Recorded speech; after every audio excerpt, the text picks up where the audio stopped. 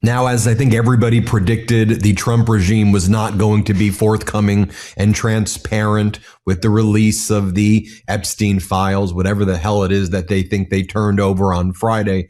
It's not what the people were looking for. I mean, even the official DOJ spokesperson account says the initial deadline is being met as we work diligently to protect the victims. They weaponize the victims, the survivors, to say that's why this was just an initial deadline. It wasn't. The Epstein Transparency Act clearly stated that all files were to be produced in a searchable format, subject to appropriate legal redactions, which must be justified, and everything was supposed to be searchable. Well, the search function and whatever the hell they released on Friday wasn't working at all. If you put in Maxwell's name, Epstein's name, Trump's name, it shows no results. It's weird. You had to wait in a line to even access these whatever the photographs. There's some photographs of Bill Clinton and Michael Jackson with Epstein. There's no context to the way that these photos were even produced. And we know that there are terabytes of data that the FBI and DOJ has. We know that back in March, they spent a total of literally tens of thousands of hours with thousands of DOJ and FBI officials going back through it in March. Then we learned from an exclusive CNN report over the past 48 hours or so that there was another 1,000 national security lawyers and agents who somehow got pulled into this. Apparently, some DOJ lawyers didn't even want to be involved in this at all. So, I mean, what are we talking about? 100,000, 150,000 man hours have been, or person hours, put into this thing for them to turn over this? Do they think that we are stupid? I mean, it's so offensive, and I want to try to think about more than anything right now what the survivors are going through, who I think at every step of this way has been disrespected by this DOJ, have not been consulted by this DOJ when they saw what this DOJ did, moving Ghislaine Maxwell from a maximum security facility in Tallahassee, where she belonged, to rot for the rest of her life, or being one of the people in this, leading this child sex trafficking ring, moving her to a minimum security facility. So I want to hear from one of the representatives right now, the lawyer for these survivors, Arick Fudali. Arick represented 11 survivors, recently filed a lawsuit against the FBI on behalf of 8 of these survivors based on their negligent handling of this investigation decades ago. But I want to speak to you first, though, about, what's your reaction to all of this? What the survivors have been going through, what they are going through now with this? It's their story. They want this stuff out there.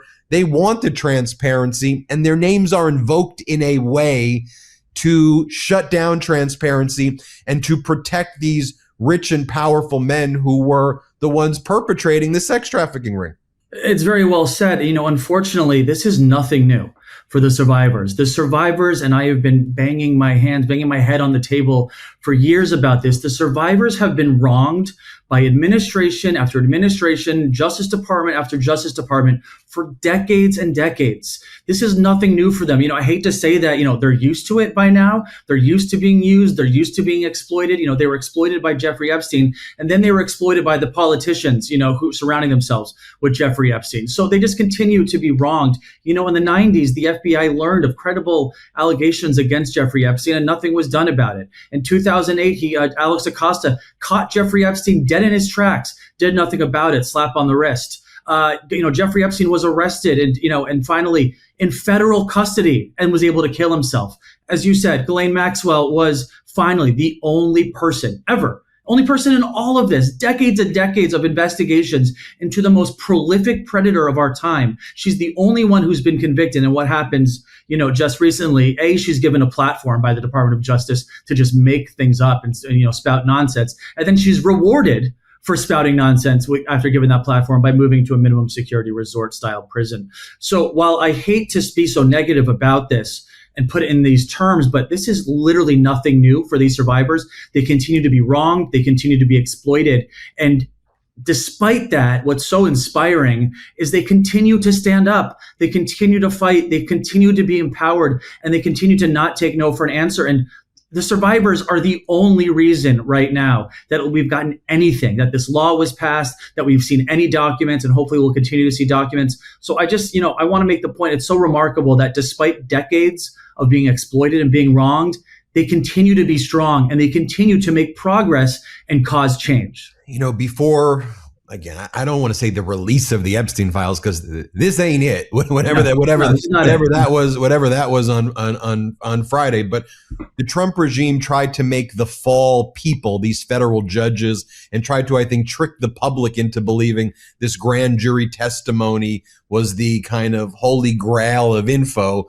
And these 3 federal judges, 1 in Florida and 2 in the Southern District of New York, said, look, we'll release the grand jury testimony, but this is not additive to anything. You all, the DOJ, you have this info. You have the troves, which could be defined as terabytes or whatever the number is of what we expect there to be. It's a massive amount, not even in the hundreds of thousands. You and I was a civil litigator. We're talking about enough documents and videos and all to fill up skyscrapers, with data. And so these judges, and I think you saw Judge Engelmeyer do this and Berman do this, say, tell us what you've got. We want to know a list of what documents exist. If you want us to show you the grand jury testimony as a federal judge, what do you got? And so I want you to talk about that. But I wonder, what's your next step now? If this is what the DOJ is doing, if they're using the victims' names for lack of transparency, if there's a law on the books, the Epstein Transparency Act, could there be now intervening in some of those cases, going to Judge Engelmeyer, going to Judge Berman, going to the judge in Florida and saying, hey, you already have jurisdiction over these matters. Order them to produce it. Let's have a discovery referee. Let's do this the right way. What do we do now? How do we enforce this law? That's a really great question. I mean, the first thing has been trying to get through these documents. And you said it well yourself. It almost felt like I was trying to buy concert tickets, trying to get on it first. There was like a waiting room, as if there was some sort of raffle or lottery to be able to have the privilege of seeing these documents that the DOJ, so kind of them, right? To make this website for us to review. And there is zero context. There was nothing. Right now, as of Friday, there was 8,000, I think, just files with no names. It's all EFTA and then a number. This is, what we call in the civil litigation world, a document dump, right? Where you just sort of hide things in plain sight by just throwing everything you can think of, a bunch of documents with zero context, no order, no rhyme or reason, and then force the people who actually want to get information to go through it. So that's already frustrating. But, it's true. The laws are the laws. And I'm so sick of this administration and frankly, past administrations of, continuing to just bend laws and continue to disregard laws. Release of the Epstein files didn't need a law. Trump could have just done it. The DOJ just could have done it. That's how things are supposed to be done. If they really wanted to do what was best for the survivors, they wouldn't have made a couple, a months and almost years long charade of trying to hide these documents. The first request, they would have said, the survivors want this. Let's give them what they deserve. But they didn't do that. They forced Congress to make laws and flip-flop and go back and forth. And there were efforts to conceal, efforts to change minds, delays in swearing in Congress people. So, you're absolutely right. It's just such an exploitation. And then using, pretending like they're doing what's right for the survivors is such a slap in the face. And it's so re-victimizing. So to answer your ultimate question, my plan is to make sure, see what's been released. And if there hasn't been enough release, start looking into lawsuits. I am certainly not afraid to file lawsuits against this administration. I just filed, as you said, a lawsuit against the FBI this morning or Friday.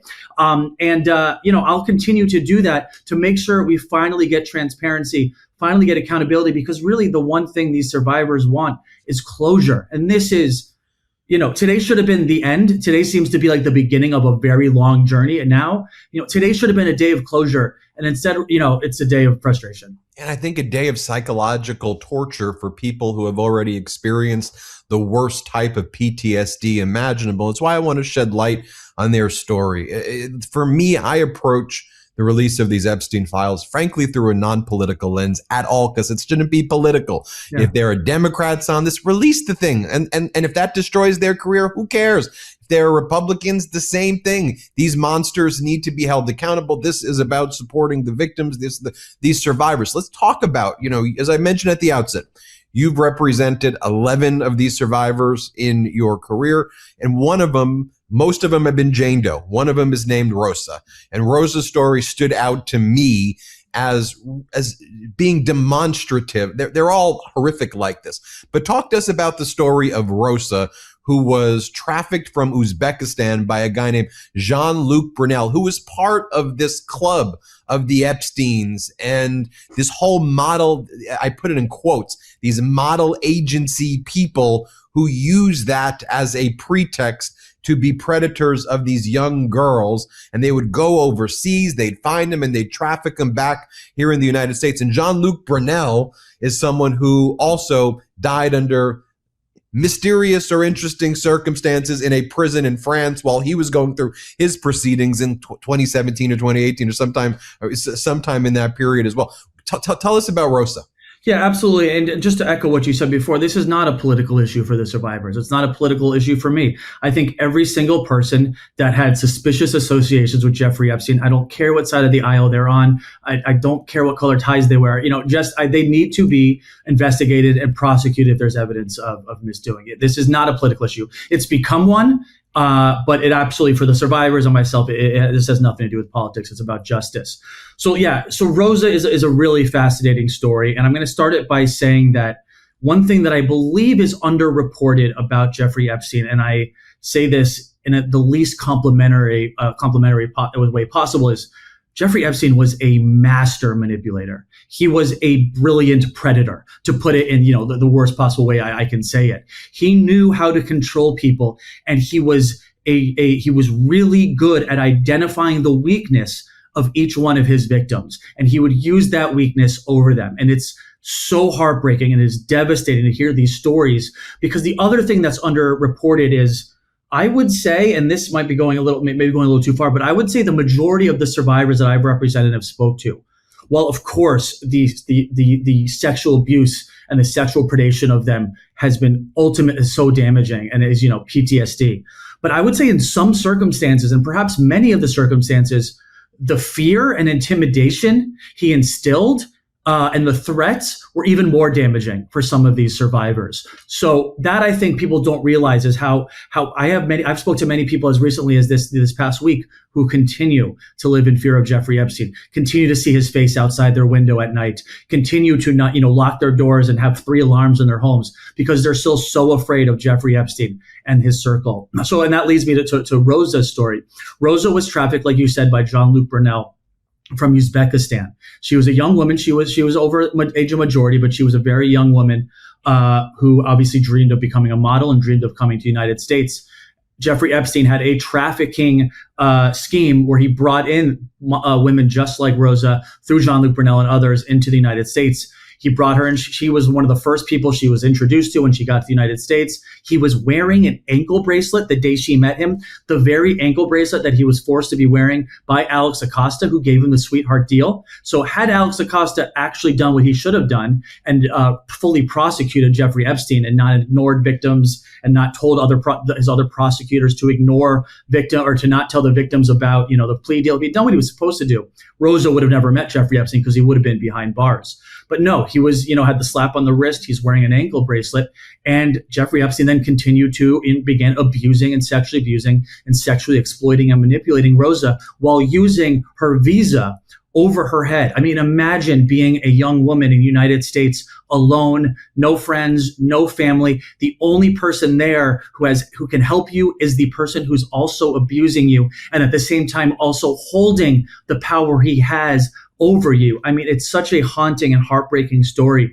And the fact that Rosa's been able to stand up very recently and speak out, and she appeared with me at the rally in DC and stood next to me on the stage, really just says a lot about her and what she's had to go through. And these are the type of stories that I think get lost in sort of the memification, if you will, of Jeffrey Epstein and the jokes and the political fodder and the back and forth of, is Trump in the files, is Clinton in the files? Like, these are true devastating stories of young women whose lives were, upended by an actual monster. I don't know how much you can share about Rosa's specific story beyond that, though. When she's here and there's this psychological torture that's taking place, and Brunel, who is a proxy of Epstein, who's doing the same types of things. And again, the fact that they both died in prison, allegedly under the unusual circumstances, believe that there.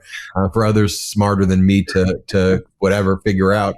But what did it mean though when a victim arrives here? They hold the visa over their head. I mean, would there be was it like ritualistic? Did they bring in other wealthy men into these homes and say, here's what you need to do. Here's a famous guy. You have to be raped by him. Like, I know you have to protect some aspect of these stories, but at a high level, can you share like whether it's Rosa's story or a combined version of that? Yeah. What did it mean to be in that orbit?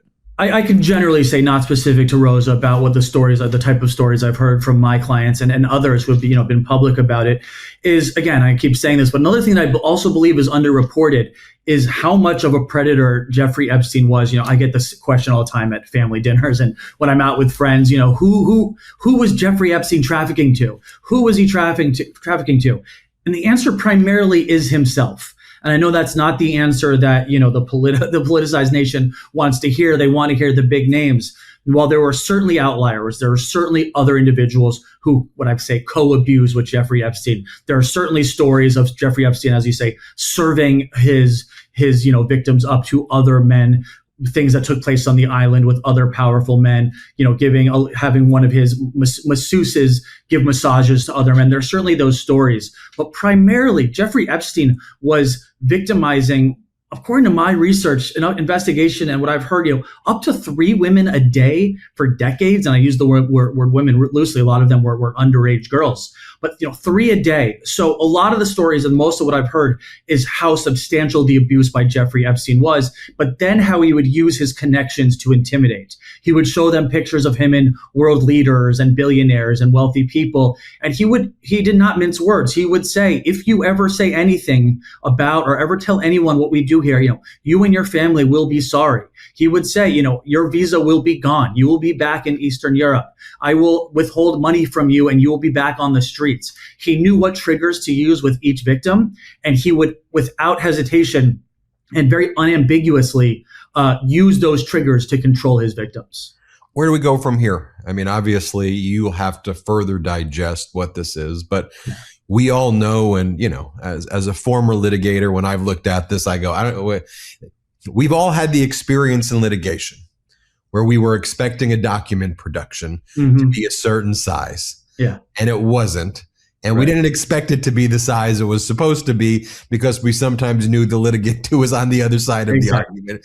And so when I looked at this, you could literally, from my past experience, look at this guy. Really, we're going down this down this path. And look, in litigation, motion to request, motion to compel. Do we need to get a referee? Do we do an electronic, an ESI audit? And do we have a judge hire, somebody? I mean, look, you go back to these, it's just past this prelude, right? You go back to these Trump cases in New York where he wasn't producing the information, and the judge had to hire referees to get in to force the document productions within the organization. So there's like that aspect of, so where do we go from here? What happens next? And it's a clear violation of the law, but what do you do when the violators are the people who are supposed to enforce it?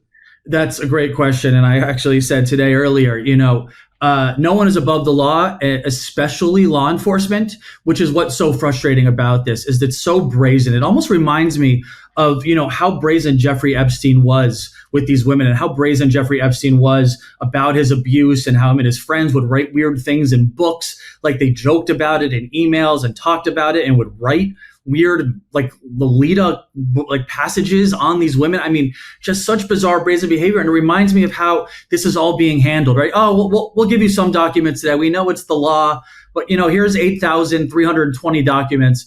Good luck figuring out what any of them are, because you literally have to click each one individually with zero context, zero search function that's actually helpful. You have no idea where the picture is taken, what it means. So, good luck. And by the way, as time goes by, we're going to release some more, maybe today, maybe not today, maybe tomorrow. We're not really going to tell you. So this is so almost re-victimizing for the victims, because it's such a mirroring of how this entire Jeffrey Epstein saga has gone on since the 90s. next steps, continue to do what we do, continue to fight, continue to demand full accountability, full disclosure.